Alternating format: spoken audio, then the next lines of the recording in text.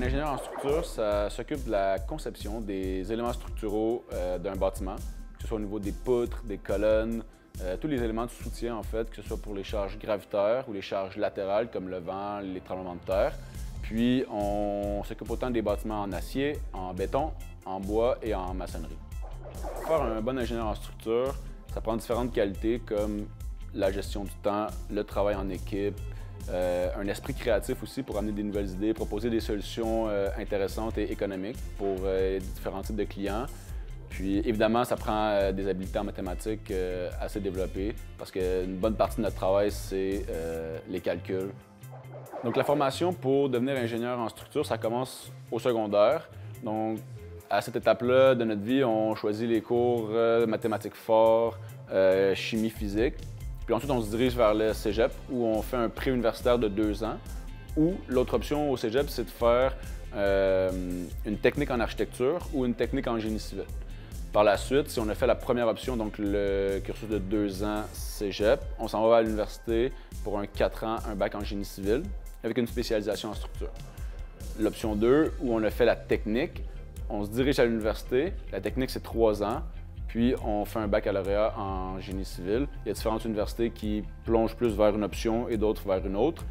Et puis, par la suite, au besoin, on peut faire une maîtrise en structure, soit une maîtrise appliquée ou une maîtrise recherche, d'une durée d'environ 2 ans.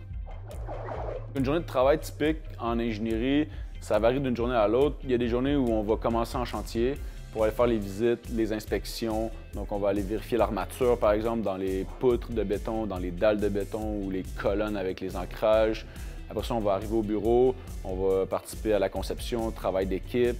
On peut avoir des réunions à travers la journée. Donc, une journée, ça va être assez varié, autant du chantier que du travail de bureau. On va calculer les éléments structuraux, on va utiliser les logiciels d'analyse.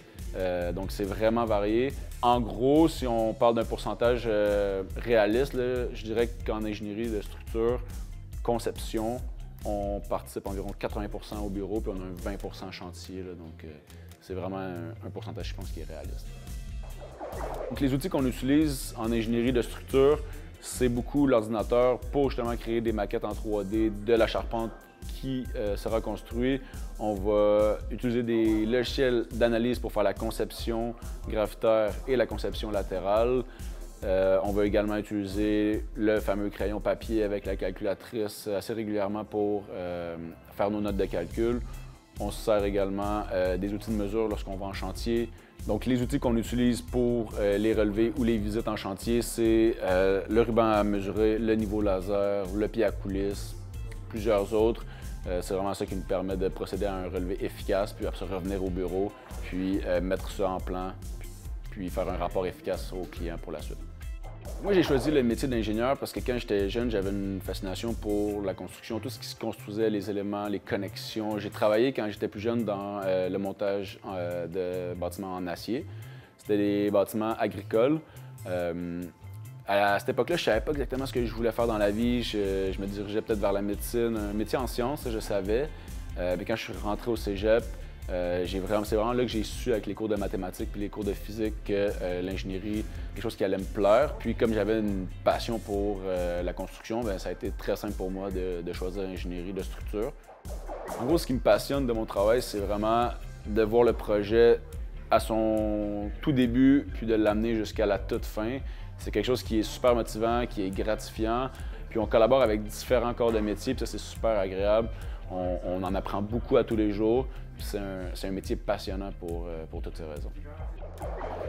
Donc, un autre métier que j'aurais pu faire comme ingénieur, ça aurait été ingénieur en construction. Donc, l'ingénieur en structure participe beaucoup à la conception des éléments structuraux, puis l'ingénieur en construction, lui, il va s'occuper vraiment du chantier avec l'entrepreneur, le promoteur, tout ça. Donc, c'est lui qui va faire vraiment le pont entre tout le monde.